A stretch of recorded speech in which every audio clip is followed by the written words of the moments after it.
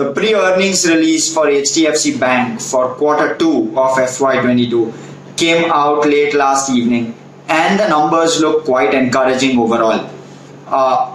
Just quickly taking you through how the numbers are looking on a quarter-on-quarter as well as on a year-on-year basis and fragmented. So the deposits seem to have grown overall 4.5% on a quarter-on-quarter basis and 14.4% on a year-on-year basis. This is good, strong deposit growth showcased by the bank, especially after what can be said as a very soft Q1 of FY22.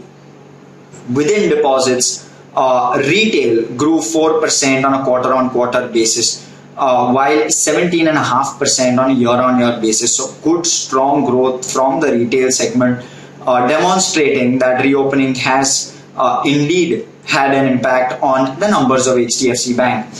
As regards wholesale, wholesale grew 5.5% on a quarter-on-quarter basis, but just 2% on a year-on-year basis. Wholesale has been contracting a bit, but however, this particular quarter, on a quarter-on-quarter basis, HDFC does believe that it will be growing on the wholesale front as well.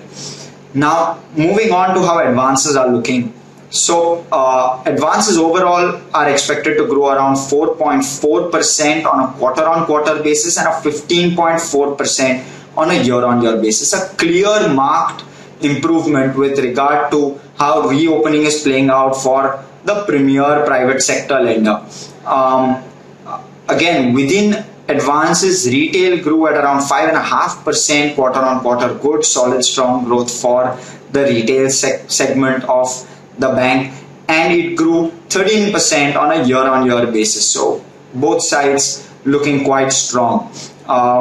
Commercial, and as regards commercial and rural banking, which comprises roughly 30 to 35% of HDFC Bank's books and is one of the fastest growing segments within that book, it grew at 7.5% quarter-on-quarter, huge jump there, and 27.5% on a year-on-year basis. So both numbers looking extremely strong, and this particular segment is expected or seems to be doing very well in Q2, at least in this particular financial year.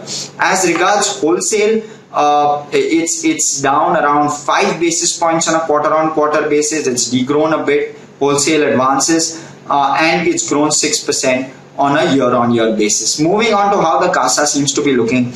The CASA growth has been extremely strong.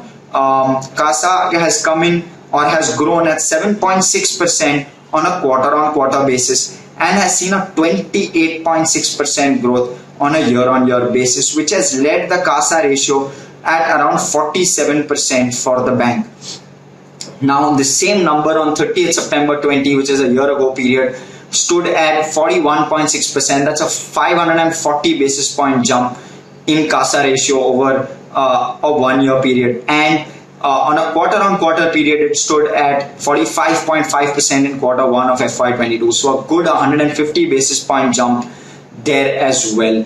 Good, strong numbers. What we will be looking for is also slippages and recoveries, which will be the key after a very tepid Q1 of FY22 for the top private sector bank of the country, as well as how the growth trajectory for commercial and rural banking is looking like. Once the larger numbers come into play, we'll be able to see what kind of growth and what is the contribution of that as well. So the results are awaited, expected to come in on the 16th of October.